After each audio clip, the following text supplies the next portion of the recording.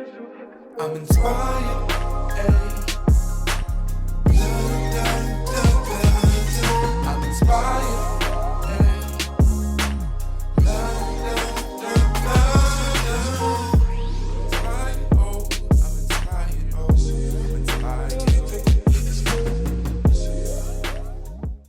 Hello and welcome, my beautiful soul brothers and soul sisters. Welcome to Soul Ascension Spiritual Center podcast.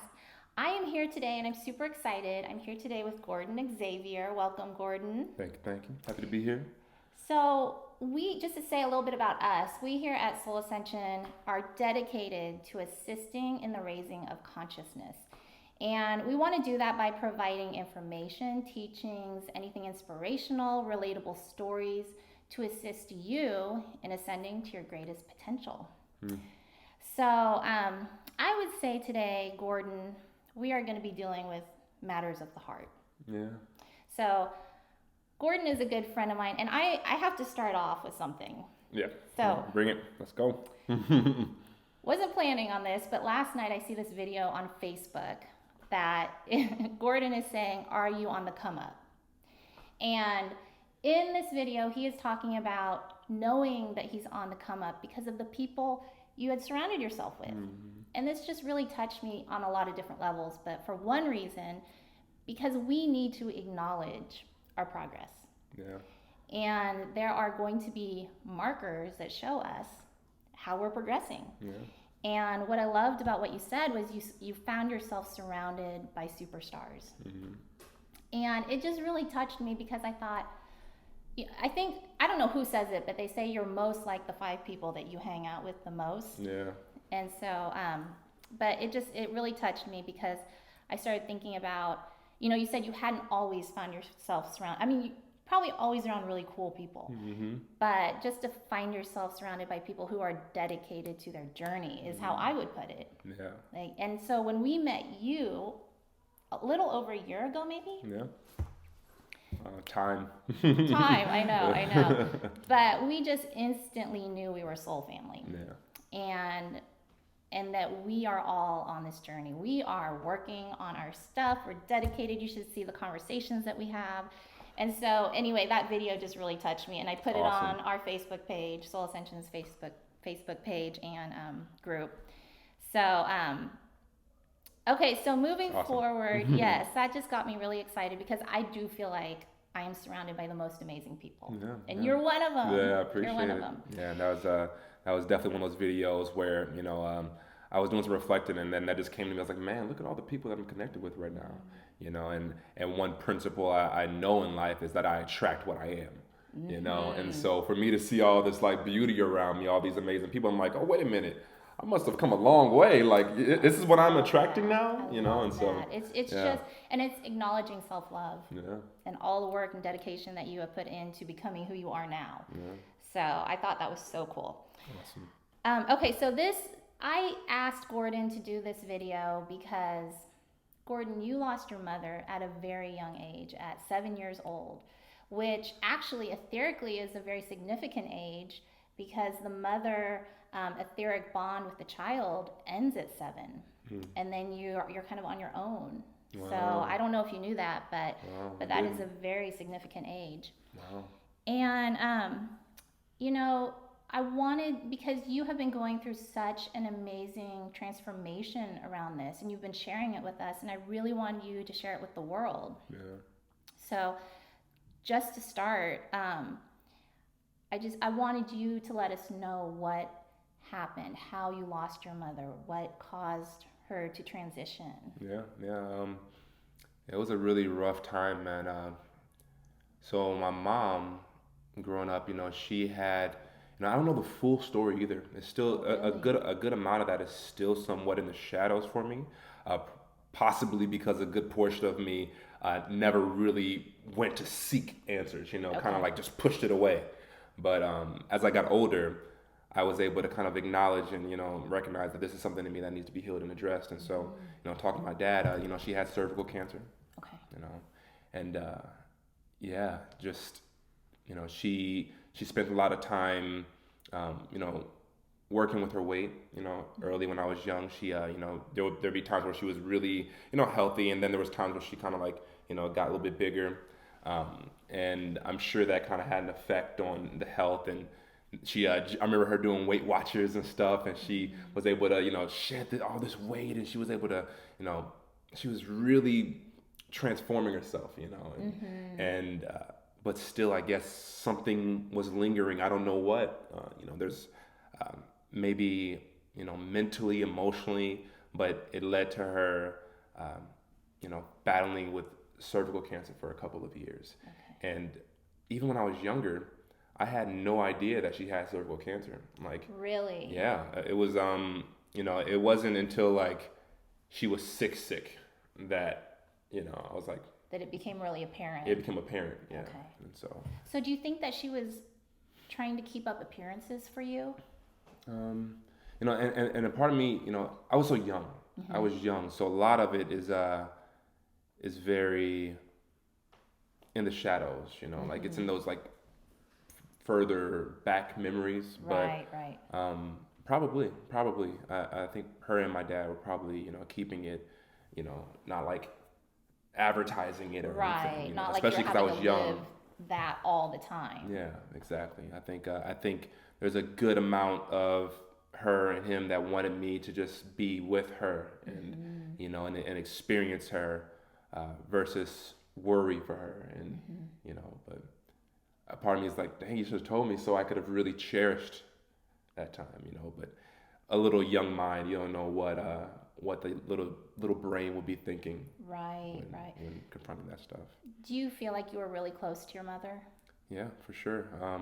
You know, growing up, my dad would work a lot, you know, and so a lot of the time I would spend the nights with her, you know, and of course, you know, being a little kid with moms, and you know, there would be as a child, you don't want those limitations placed upon you. So I want to do this and do that and do that, and she wouldn't have it, you know what I mean? But she loved me, man, and so you know, I remember one of the memories that stands out to me the most was one night we were going to sleep, and she, we were laying in the bed, and there was a pillow, and the pillow was like getting hot, and so I was like, I want to switch it. I want the cool side. She's like, you like the cool side, me too.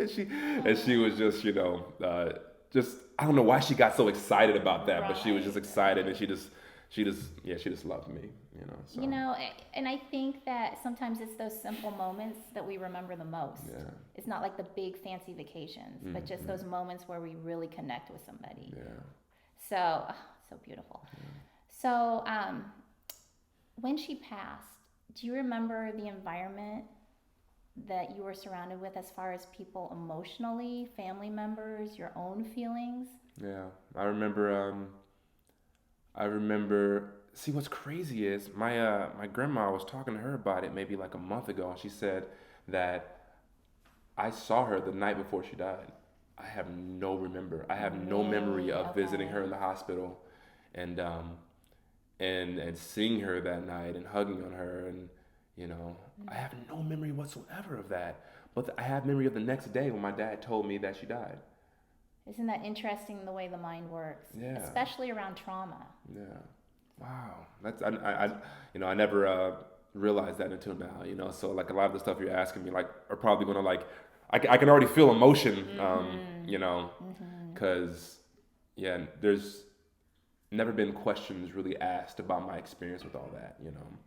And so I appreciate this. But yeah, that's crazy. I don't remember anything about that night of me visiting her, but the next day I remember my dad walking into my room, shutting the door, and telling me that she passed, and I kind of just didn't react, you know. I don't remember having an emotion, you know. I just kind of like he hugged me, and I kind of just didn't process it, and then I processed. My uncles came with him and told my grandma, who was staying with us to help, told her in the other room, and she just like lost it. And I remember her like crying and screaming and stuff. And so do you think that maybe had more of an effect on you, seeing somebody else's emotion around it Yeah, than for sure. even because I think that it's pretty common we distance ourselves from something that is painful. Yeah. But it's harder when you see it in front of you Yeah. than to pull your own emotions away, which is, I think, a big part of your story. Yeah. That you went, I mean, Gordon and I have talked about this, but having gone years and years without really processing this huge emotional thing that you went through, losing a parent. And so, how do you feel like that colored your life moving forward?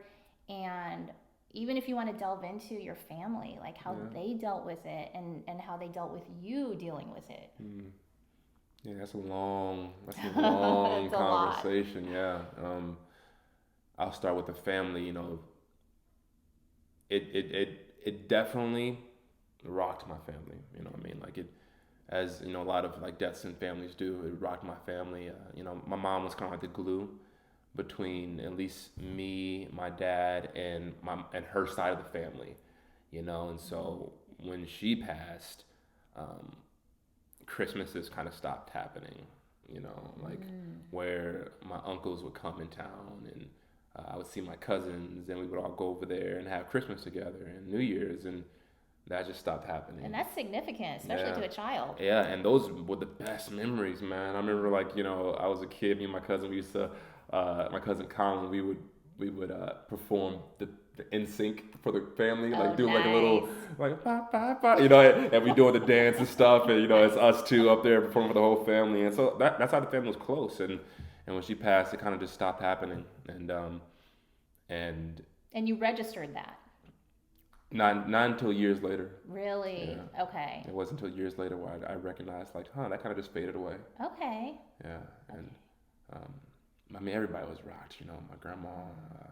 You know, still to this day, I'm sure she thinks about it every single day. You know, like every single day. It's not a day go by. Same thing, with my dad. You know, and I think those two, at least in my, you know, media connections, or people that are like still to this day, I think emotionally really still healing, and probably some of the pain has like been pushed off to the shadows and it's rotting there, you know, versus like looked at and really talked about it, felt through and finished off, you know.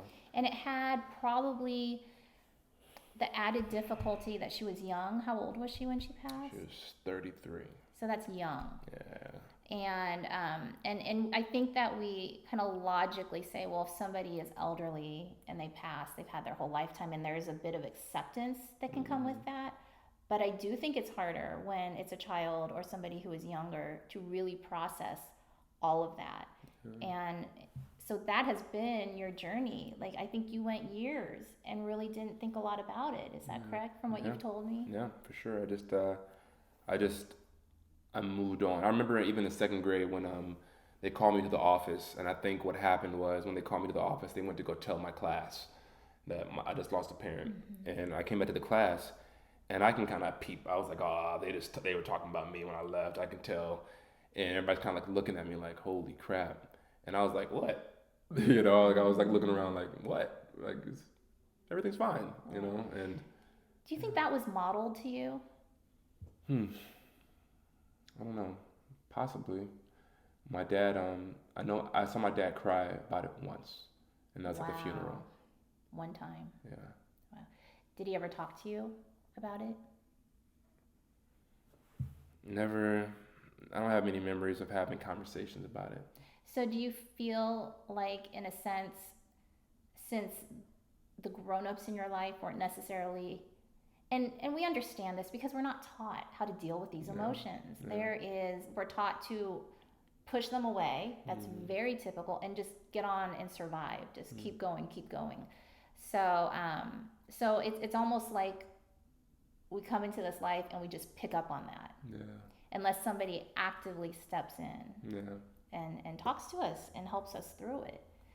And so then you went years and years holding all of this and not really processing it, not really releasing those emotions. Yeah. But the thing about Gordon is you have such a big heart. I mean, you have access to this amazing heart. One thing I love about you that I have told you is that I think you have a beautiful balance between the masculine and feminine energy within you. Mm-hmm. And so this had to have been just sitting there waiting to be addressed.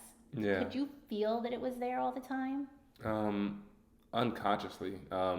It wasn't until this year that I was able to like identify, oh, that's what all that was all these years, you know? Like, I think the pain, it manifested as anxiety.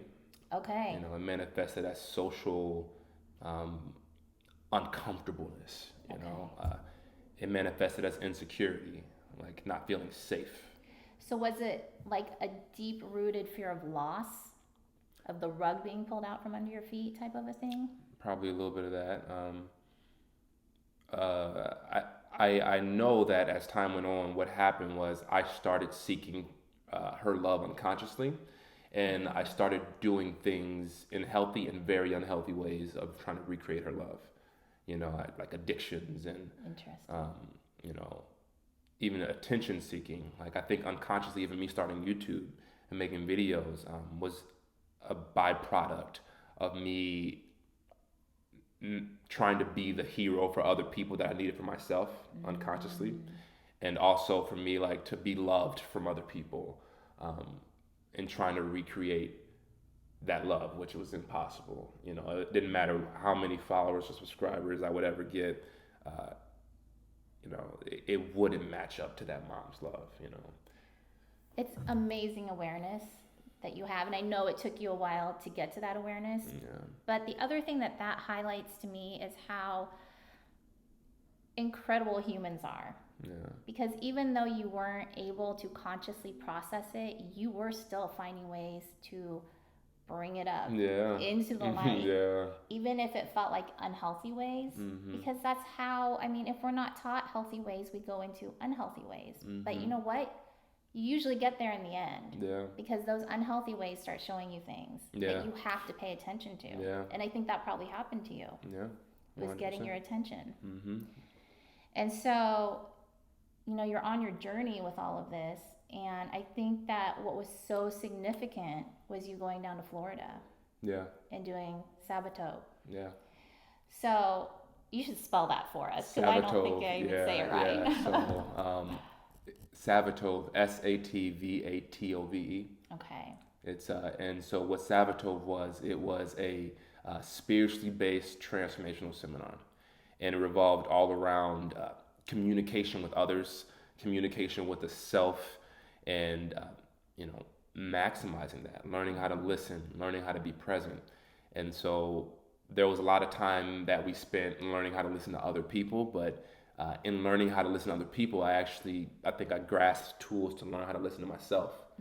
Beautiful. Yeah, and it was, and also the people around me. I came with my cousin Alan, you know, who's really close to me. Already knows my story, my past, you know, knows my demons and stuff. And so, for us to go there and learn these tools, and for them to point out many aspects of ourselves that were like unhealthy, you know, they were able to shine light, awareness onto like bad habits. Or compensations. Yeah, Is that another way to compensations. put it? Yeah, perfect. Compensations, like, you know, compensating, using depression to compensate for, like, using depression as pretty much like a tool to not go, to not, escape. yeah, and to not confront. Not confront. Yes. I was like utilizing depression to not confront.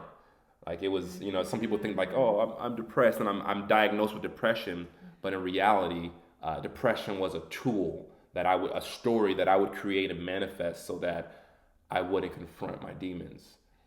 And so they pointed that kind of stuff out. And you had gone through this last year, actually. You had gone Yeah. through a period of time. Yeah. And we've all gone through depression. Mm-hmm. So I think that it is so helpful to hear other people's stories around it.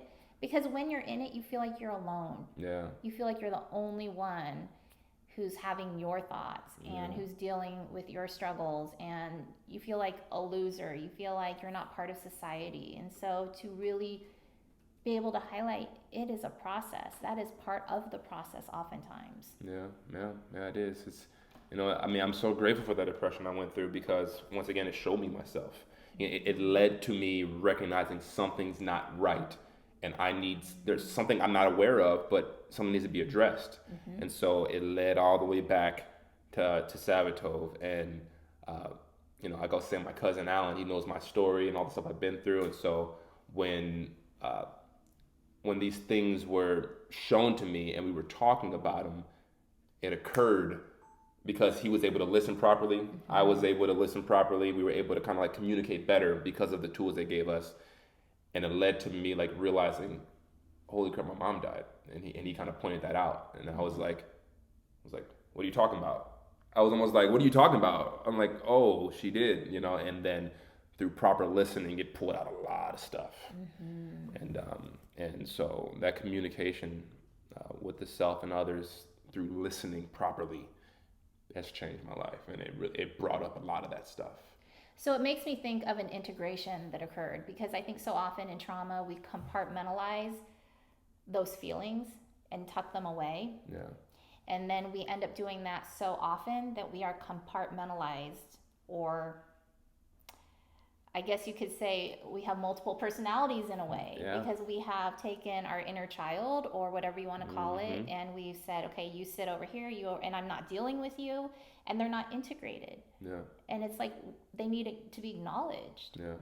And brought back in, and I feel like that was a process that you went through there. You literally just nailed it on the head.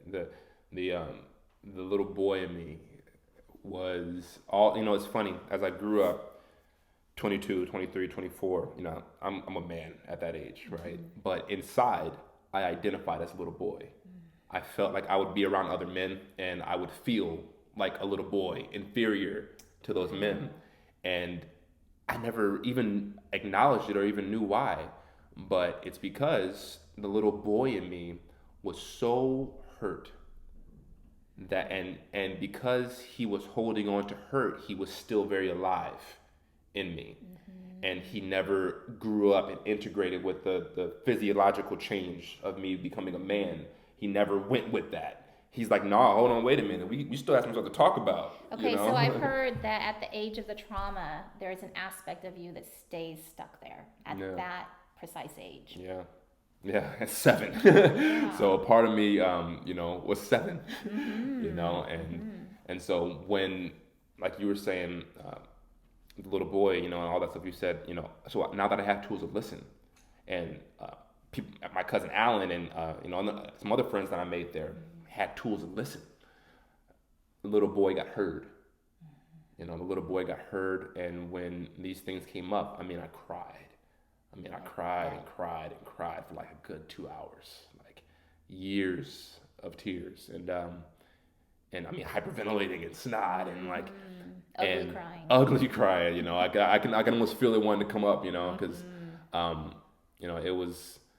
it was all repressed, but through listening to the little boy, he got to be heard, he got to be acknowledged, he got to cry, he got to be held, and that's all he wanted, and so he finished processing that grief. There was grief that was never processed. So there was this lower, dense, heavy vibration of grief I was carrying with me all my life. And it was so acclimated. Like you probably didn't even know it was there. Didn't even notice. It was in the back of them. It was in the back, in the blind spot, and it got good at disguising itself as other energies, Right. And, but here's an interesting thing. After I moved through that process of grief, for the first time, I felt angry about her dying. Wow. I've never felt angry, but that sadness and grief, once that process was it went through, and then a bit of a lighter, higher vibration, which is anger, came out, and I wanted to punch through a wall. I felt pissed off that she left. I'm like, why'd you leave me? Like I didn't even know that was in me. I had no idea that was in me. Like, mad at her for dying, like that's almost not even allowed in a way, because we put that person on a pedestal, so how could we ever be angry at them? Yet that is the emotional scale that sometimes we skip parts of it. Just depends on what your process is, but that's so important to be able to acknowledge any step that wants to come through. And what I think is so beautiful is that you found yourself supported Yeah. because you had to become vulnerable, Yeah. which is actually something I really love about you, Gordon, because I see you do it all the time. Gordon puts out, and we're going to talk about this at the end, but Gordon puts out tons of videos on his YouTube page. 28,000 followers at this point. Yeah, it's been close. Yeah. You're such a charismatic figure, the way you convey and communicate. You really open your heart and you lay it out there for us. Yeah. So it's just, and it takes courage.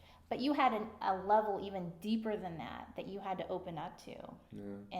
And finding that support, I think, was so amazing and beautiful. And you created that. You went, you paid the money Yeah. to go do all of that. Yeah. I think that rock bottom dynamic really, I mean, I've always had this urge to learn anyway, you know, like I've always had this, you know, urge to evolve, like even before I recognized like the pain of my mom, like I've been on this like path of, you know, maybe that's one of the ways that pain of my mom was leaking, me not feeling good enough. So I had to evolve, right? But it turned out to be kind of healthy, you know, and it wasn't always coming from that place, but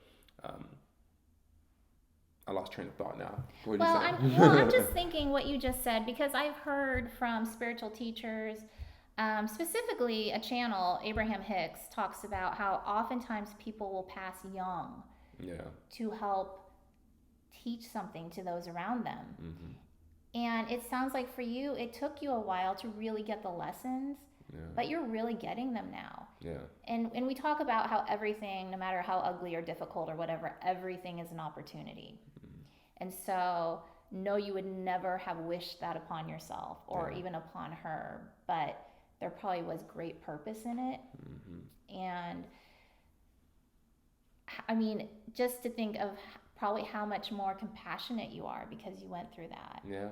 And how it influenced you, not just negatively, but positively also. Huge. It's led me to the realization, and this is such a powerful realization, because I think so many people can relate to this, but you know, pain, you know, going through pain. I look at pain as like, you know, especially in situations like that, if you would have like, you know, we're standing on solid ground, right? And that solid ground is my heart. Well, that pain, it digs a hole, and it digs a hole, and for me, with that kind of pain, it dug a crater. You know what I mean? And so, in a sense, that pain created space. But what happens is oftentimes when that pain isn't processed properly, it turns into resentment, sadness, grief that we fill that space with. And so, because I finished processing it, that pain, that sadness, that grief was removed from that hole. And because I looked there and acknowledged it, I can claim this space now. And so when I was like, you know, all this space that was created here, I'm like, I'm claiming this. Like, this is my experience, this is my life. And so now I can consciously choose what I put in there. And so I chose to put love in there and compassion for myself, for my mom, for other people. And so in a sense, you know, my mom, you know, made a sacrifice. You know, in a sense, she's like an angel for me now, you know, and she, because of what she did and what happened, you know, she unlocked a mighty power in me, you know, like a super. I believe it. Yeah. And, you know, so as weird as it would be to say, but I'm grateful for her, you know, and in the time that I had her, I'm grateful for the time that, I'm grateful for her leaving, you know, and I'm grateful for her still being here, you know. That was what I was gonna ask. Yeah. You still feel her, don't you? Oh yeah, like I'm literally made up of her. like all my cells like were in her, you know what I mean? Like she carried me, and so I'm literally like made up of her, you know. So I can definitely see characteristics of her living on in me. Because I see my dad's in me, and so I all the ones that like that's not quite my pops. I'm like that's her. So you're her legacy. Yeah. So beautiful, Right. Gordon. So we got to see you after you came back from Savatov. I don't know why I can't say that, but it's a tough one. Savatov. Yeah. We got to see you when you came back and hear about your transformation. And I would love for you to delve a bit more into that and what you experienced, because but before we go into that, just to say, because you acknowledged your pain. I mean, I know there was more to it than that, but you found a supportive way with people around you to go in and finally look at the pain that just wanted to be acknowledged. Yeah. And so releasing so much that you carried for so long, just, I'm excited to hear about what you experienced afterwards. Yeah, I felt an overwhelming amount of like peace, you know what I mean? Like, and I felt even my connection with God go up because my ego had simmered down. Like the little boy in me, I think, represents also a big portion of my ego. Like some when we hear the word ego, I think a lot of people say like, oh, that person has a big ego, so they think they're they're conceited or arrogant. But sometimes having a big ego can be the opposite of like that person doesn't think they're worthy. Like whatever it is, or that person doesn't think they're worthy, that person thinks they're not beautiful or this or that. That's also having a big ego in the sense of making it about me, like, and so. Well, and isn't it having that belief, that like deep-seated belief that the ego then has to come up and constantly be protecting you against? Yeah, exactly. It's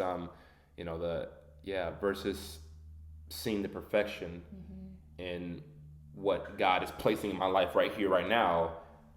My ego chooses to filter that perfection out and make it about my own insecurities or my own pain. And so in me addressing the little boy and releasing all that stuff, all that story, all that pain, I felt like a big portion of my ego was like, all right, well, I don't really have anything else to say. Right. So I'm gonna sit down, and then in that part of me sitting down, I felt like the spirit part of me is like able to come up, which is love, And so it's like I experienced after Sabatov, love taking the wheel and my ego like in the passenger seat.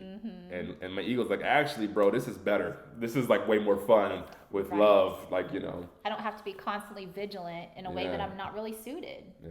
I mean, the ego really isn't suited to take care of us in an emotionally healthy, connected way. Yeah. You have a beautiful saying you came up with. Are you going to tell us that saying? Yeah, for sure. Oh, it's so amazing.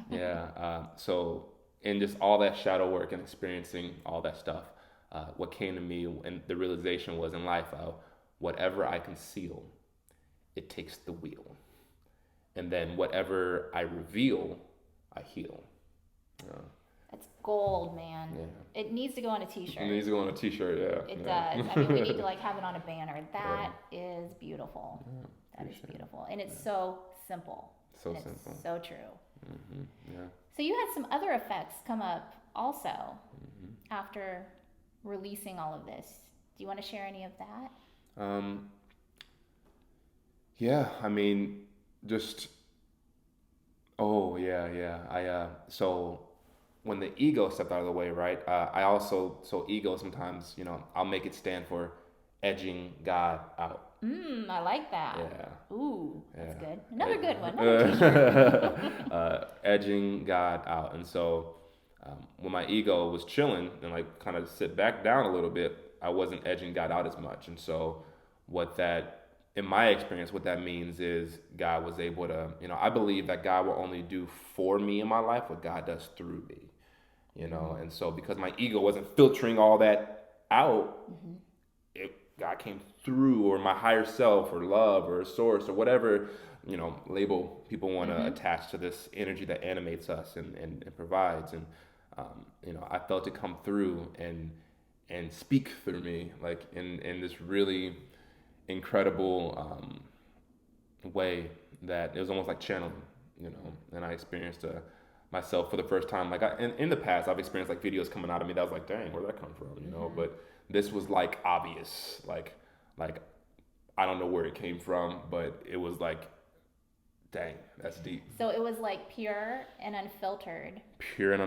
And I felt my ego, like, so I was sitting back with some friends after Sabatov, and we were in the backyard kind of just talking about our experiences, and I felt this this expression wanting to come up, and my ego wanted to be like, oh no, but what if they don't want to hear this? They don't want to hear this. They don't want you to express yourself. My ego was trying to block it coming through. And because I knew how to listen to it now, and because it wasn't so powerful anymore, I was like, no, I trust that this coming up right now is perfect. I trust that however they react to this thing that I feel wanting to express itself, however they react is perfect. Whether it be they love it, whether they don't love it, whether they don't want to listen, regardless, I know that I'm a clear channel now. And so when it comes through, it comes through. So you release judgment. Yeah, of myself, Of yourself. and even judgment of other people judging me. Like That is huge. Yeah. That is huge. And what I hear throughout this whole process is you remembering more of who you are and stepping more into your power, which we talk about all the time. Like our journey is about remembering ourselves on the soul level. Yeah. Because we come down here and we forget. And we get these opportunities to remember ourselves in new and expanded forms. And I just think your story attests to that beautifully. I see how you are able to take the guards off your heart even more and allow that energy to flow through so much clearer, and how you are able to soothe your ego and honor your ego at the same time, because we can't be judging our egos either. Yeah. So it's such a beautiful story, Gordon. I appreciate it. Is there anything else you would like to share about it? I just I think in soothing the ego, in the shirt right here, if you look at this, it says evolve, and you can't spell evolve without love. LOVE. It's like it's taking up the majority of the word evolve. Yes. And for me, just love has been a very big part of my own personal evolution. Loving myself, loving my experiences, and sometimes love doesn't look like me holding the experience, and be like, oh, sometimes love looks like me, wanting to, freak out and to throw a temper tantrum. So allowing enough self-love for you to allow whatever needs to come up. Being authentic, yeah. Authentic. Okay. Being authentic. Speaking of love, I love that. Yeah. That's beautiful. Yeah. So it's that's kind of like the main thing I would leave with. It's just give love the wheel, and confront whatever you need to confront, but let love do it with you versus letting the anger or the fear doing it with you all the time. Like sometimes it's just like, okay, let me chill out, let me tap into love real quick, and then let me look at this. And for me, that's worked beautifully. So you are now a life coach, as well as making these amazing videos. Gordon does life coaching, and I think anyone would be so lucky to work with you because you have such a warm capacity to you, and I know you know how to listen, and I know you know how to help people through their process. I mean, in huge part because you've had to go through your own. Yeah. That makes the best life coaches, and it's so relatable. And I would just encourage, as I'm sure you would, there is help out there. If there are things that you feel that you are suppressing, even if you're just struggling in your life, it's because there are things in there that need to be processed. Fears, traumas, and that's what, the work that we do, you making these videos is such a help. So you can go to Gordon Xavier on YouTube and find, I don't know how many videos you've made on all different subjects. 250, about 250 maybe. And they're all really helpful. And they can find you on Facebook, Gordon Xavier. So it's Gordon, Gordon. We'll have it written down, but Xavier. And Instagram's the same. Yeah, Gordon on Instagram is Gordon Xavier Vlogs. Okay, wonderful. Yeah. Well, you can go to GordonXavier.com for any like coaching inquiries, or if you want to get an Evolve shirt, represent the evolution and help support them. The movement. My goal is 1,000 Evolve shirts by the end of summer, and I want to have pictures of people all over the world in Evolve shirts to once again display that you're not alone on this evolutionary journey. Like, you're not the only one who wants a better life and who's willing to do what it takes. and we are definitely here for each other. Yeah. And these are really cool shirts.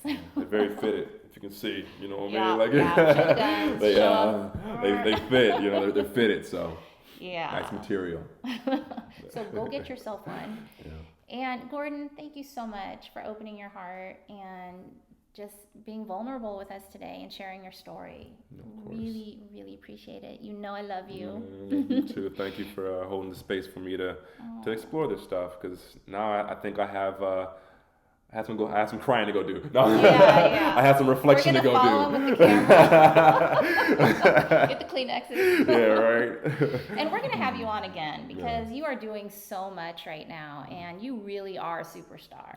And we definitely want to showcase that at Soul Ascension. And so this has been, I just really enjoyed interviewing you. Thank you again.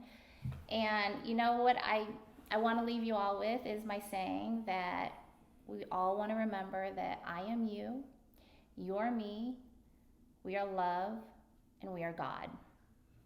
So until next time, guys, peace and have a beautiful life. And remember to love yourselves.